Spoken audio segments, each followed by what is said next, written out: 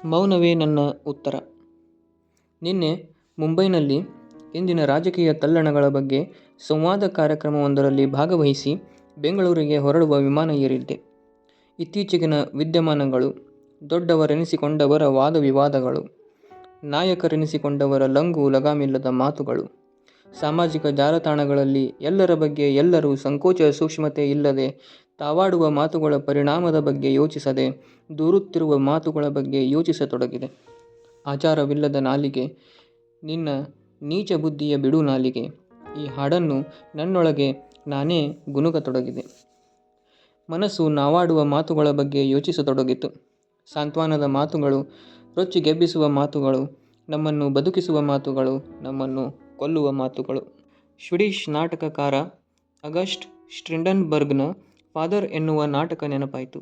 ಗಾಢವಾಗಿ ಪ್ರೀತಿಸುತ್ತಾ ಬದುಕಿದ್ದ ಗಂಡನೊಬ್ಬನಿಗೆ ಅವನಿಗಾಗಿಯೇ ಅವತರಿಸಿದಂಥ ಸುಂದರ ಹೆಂಡತಿ. ಅವರಿಗೆ 5 ಮಕ್ಕಳು. ಗಂಡನಿಗೆ ಮಕ್ಕಳೆಂದರೆ ಪ್ರಾಣ. ಎಲ್ಲರಿಗೂ ದೇವರು 2 ಕಣ್ಣುಗಳನ್ನು ಕೊಟ್ಟರೆ ನನಗೆ 5 ಕಣ್ಣುಗಳನ್ನು ಕೊಟ್ಟಿದ್ದಾನೆಂದು ಬೀಗುತ್ತಿದ್ದ. ಮಕ್ಕಳೇ ತನ್ನ ಪ್ರಪಂಚವೆಂದು ನಂಬಿದ್ದ. ಅವನಿಗೂ ಅವನ ಹೆಂಡತಿಗೂ ಒಂದು ದಿನ ಇದ್ದಕ್ಕಿದ್ದಂತೆ ಜಗಳ ಶುರುವಾಯಿತು. ಹೆಂಡತಿಯ ನಡತೆಯ ಬಗ್ಗೆ ಅವನಿಗೆ ಸಂದೇಹ ಬಂದಿದೆ. ಒಬ್ಬ ಒಳ್ಳೆಯವನೊಳಗೆ ಅಡಗಿರುವ ಕೆಟ್ಟವನಿದ್ದಾನಲ್ಲ, ಅವನು ತುಂಬ ಅಪಾಯಕಾರಿ. ತಾನು ತುಂಬ ಒಳ್ಳೆಯವನೆಂಬ ಭ್ರಮೆಯಲ್ಲಿಯೇ ಬಹಳ ತಪ್ಪುಗಳನ್ನು ಮಾಡುತ್ತಾ ಹೋಗುತ್ತಾನೆ. ಅದು ಕೊನೆಗೆ ಅವನನ್ನು ಕೆಟ್ಟವನನ್ನಾಗಿಯೇ ಬದಲಾಯಿಸಿಬಿಡುತ್ತದೆ. ಒಳ್ಳೆಯವನಾಗಿದ್ದ ಗಂಡನ ಸಂದೇಹವನ್ನು ಭರಿಸಲಾಗದ ಹೆಂಡತಿ ಅವನಿಗೆ ತಕ್ಕ ಪಾಠ ಕಲಿಸಲು ನಿರ್ಧರಿಸುತ್ತಾಳೆ. ಹೌದು, ನಾನು ನಡತೆಗೆಟ್ಟವಳೆ. ನೀನು ನನ್ನನ್ನು ಅಂದುಕೊಂಡಿದ್ದ 5 ಮಕ್ಕಳಲ್ಲಿ 1 ಮಗು ನಿನಗೆ ಹುಟ್ಟಿದ್ದಲ್ಲ. ಹೋಗೋ ಎಂದು ಹೊರಟು ಬಿಡುತ್ತಾಳೆ. ಅಲ್ಲಿ ಅವನಿಗೆ ನರಕದ ಬಾಗಿಲು ತೆರೆದುಕೊಳ್ಳುತ್ತದೆ. ಹೆಂಡತಿಯ ಆ ಕೆಲವು ಮಾತುಗಳಿಂದ ಅವನ ಬದುಕೆ ನಾಶವಾಗತೊಡಗುತ್ತದೆ. ನಿದ್ದೆ ಕಳೆದುಕೊಳ್ಳುತ್ತಾನೆ. ಅವನಲ್ಲಿಯ ಗಾಂಭೀರ್ಯ ಕಾಣೆಯಾಗುತ್ತದೆ. ನೆಮ್ಮದಿ ಹಾಳಾಗುತ್ತದೆ. ತನಗೆ ಹುಟ್ಟದ ಮಗು ಯಾವುದು ಎಂದು ಅವನಿಗರಿಯವಿಲ್ಲದೆಯೇ ಅವನ ಕಣ್ಣುಗಳು ಸಂದೇಹದಿಂದ ಹುಡುಕಲಾರಂಭಿಸುತ್ತವೆ. ತನ್ನನ್ನು ಹೋಲದ, ತನ್ನಂತೆ ತೋರದ ಮಗು ಯಾವುದೆಂದು ಹುಡುಕಲಾರಂಭಿಸಿದರೆ ಎಲ್ಲ ಮಕ್ಕಳು ಆ ಪಟ್ಟಿಯಲ್ಲಿದ್ದಾರೆನಿಸುತ್ತದೆ. ಕೆಲವೊಮ್ಮೆ 5 ಮಕ್ಕಳು ತನ್ನನ್ನು ನೆನಪಿಸುವಂತೆ ಇದ್ದಂತೆ ತೋರುತ್ತದೆ.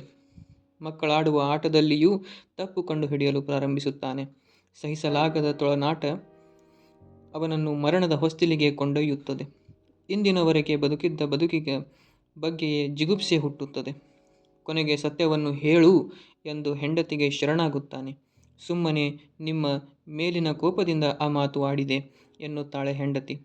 ಅಷ್ಟರಲ್ಲಾಗಲೇ ಆ ಸತ್ಯವನ್ನು ನಂಬದ ಸ್ಥಿತಿಯನ್ನು ತಲುಪಿರುತ್ತಾನೆ ಗಂಡ. ಹೆಂಡತಿ ಹೇಳಿದ್ದ ಸುಳ್ಳನ್ನೇ ವೇದವಾಕ್ಯ ಎಂಬಂತೆ ನಂಬಿದ್ದ ಅವನು ಹೇಳಿದ ಸತ್ಯವನ್ನು ನಂಬಲಾರದ ತೊಳಲುವ ಸ್ಥಿತಿ ತಲುಪುವುದಲ್ಲಿ ಆ ಕಥೆ ಮುಗಿಯುತ್ತದೆ. ನನ್ನನ್ನು ಈಗಲೂ ಕಾಡುವ ನಾಟಕವದು. ನನ್ನ ಪ್ರೇಯಸಿಯೊಬ್ಬಳಿದ್ದಳು. ಉತ್ಸಾಹದ ಚಿಲುಮೆಯಂತಿದ್ದಳು. ಪ್ರೇಮ ಕಾಮ ಎರಡರಲ್ಲಿಯೂ ಅವಳಿಗೆ ಶರಣಾಗುವುದಲ್ಲದೆ ಬೇರೆ ದಾರಿ ಇರಲಿಲ್ಲ. ಆದರೆ ಜಗಳ ಅಂತ ಬಂದರೆ ರಾಕ್ಷಸಿ.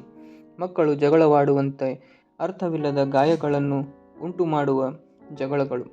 ಹೆತ್ತವರ ಮೇಲೆ ಧಾವಿಸಿ ಬಂದು ಬೀಳುವ ಮಕ್ಕಳಿಗೆ ಅವರಲ್ಲಿ ತಮ್ಮ ಭಾರವನ್ನು ಹೊರಬಲ್ಲ ಶಕ್ತಿ ಇದೆಯೇ ಇಲ್ಲವೇ ಎಂದು ಯೋಚಿಸುವುದು ಗೊತ್ತಿರುವುದಿಲ್ಲ. ಪ್ರೀತಿಯಾಗಲಿ ಕೋಪವಾಗಲಿ ಹಾಗೆಯೇ ಮೇಲೆ ಮುಗಿಬೀಳುವ ಪ್ರೇಯಸಿ. ಇದ್ದಕ್ಕಿದ್ದಂತೆ ಒಂದು ರಾತ್ರಿ ನಿನ್ನನ್ನು ಈಗಲೇ ನೋಡಬೇಕು ಎಂದು ಕರೆಯುತ್ತಿದ್ದಾಳೆ. ನಾನು ಬೇರೆ ಊರಿನಲ್ಲಿ ಚಿತ್ರೀಕರಣದಲ್ಲಿದ್ದೇನೆ ಎಂದು ಹೇಳಿದರೆ ನಂಬಲು ನಿರಾಕರಿಸುತ್ತಿದ್ದಾಳೆ.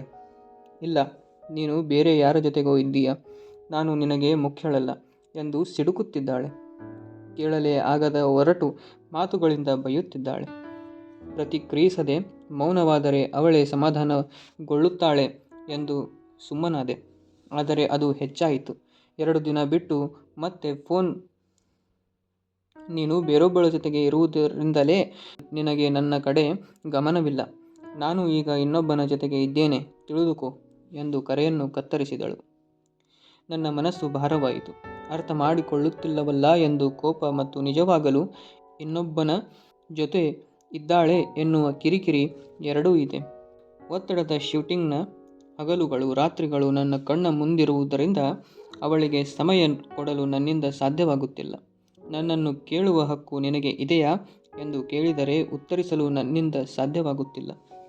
ಅವಳು ಈಗ ಇನ್ನೊಬ್ಬನ ಜೊತೆ ಇದ್ದಾಳೆ ಎನ್ನುವ ಅಸೂಯೆಗಿಂತ ಅದನ್ನು ನನ್ನ ಮೇಲೆ ಸೇಡು ತೀರಿಸಿಕೊಳ್ಳಲು ಹೀಗೆ ಆಡುತ್ತಿದ್ದಾಳೆಂದು ಕೋಪ ಬರುತ್ತಿದೆ.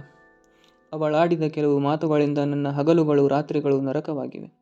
ಅವಳೊಡನೆ ಮಾತನಾಡುವುದನ್ನು ನಿಲ್ಲಿಸಿದೆ. 1 ವಾರದ ಬಳಿಕ ನನ್ನ ಬಳಿ ಬಂದವಳು ನನ್ನ ಮೌನವನ್ನು ಕಂಡು ಹೆದರಿ, ಛೀ, ಸುಮ್ಮನೆ ಹೇಳಿದೆ ಕಣೋ, ಅದನ್ನು ನೀನು ಹೇಗೆ ನಂಬಿದೆ ಎಂದು ಮತ್ತೆ ಜಗಳಕ್ಕೆ ನಿಂತಳು.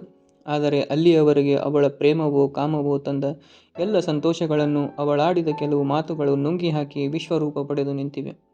ಅವಳು ಹೇಳುತ್ತಿರುವ ಯಾವ ಕಾರಣಗಳೂ ಸಮಾಧಾನಿಸುತ್ತಿರುವ ಮಾತುಗಳು ನನ್ನ ತಲೆಗೇರುತ್ತಿಲ್ಲ. ಇನ್ನು ಮುಂದೆಂದಾದರೂ ಇದು ನಿಜವಾಗಿಯೂ ನಡೆದರೆ ನನ್ನಿಂದ ಇವಳನ್ನು ಸಹಿಸಲಾಗುವುದೇ ಎಂದು ಮನಸ್ಸು ಏನೇನೋ ಯೋಚಿಸುತ್ತಿದೆ.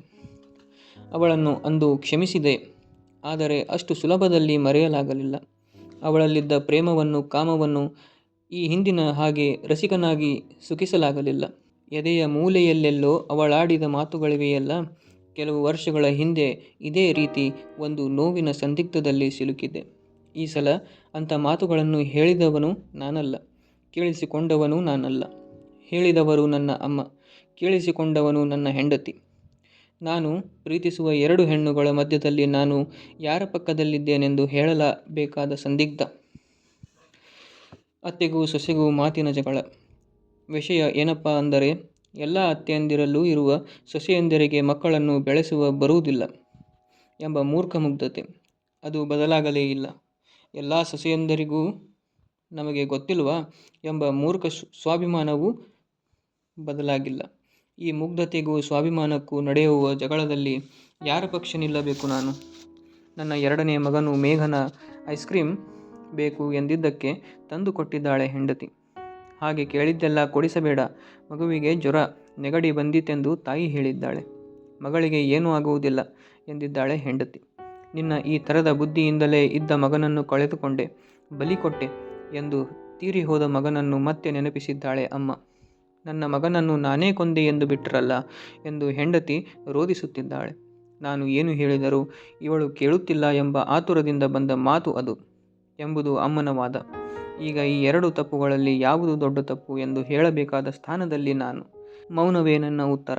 ಮಾತುಗಳಿಂದ ಜೀವನವನ್ನೇ ಕಳೆದುಕೊಂಡವರ ಎಣಿಕೆ ಇದೆಯಲ್ಲ, ಅದು ಆಕಾಶದ ನಕ್ಷತ್ರಗಳಂತೆ.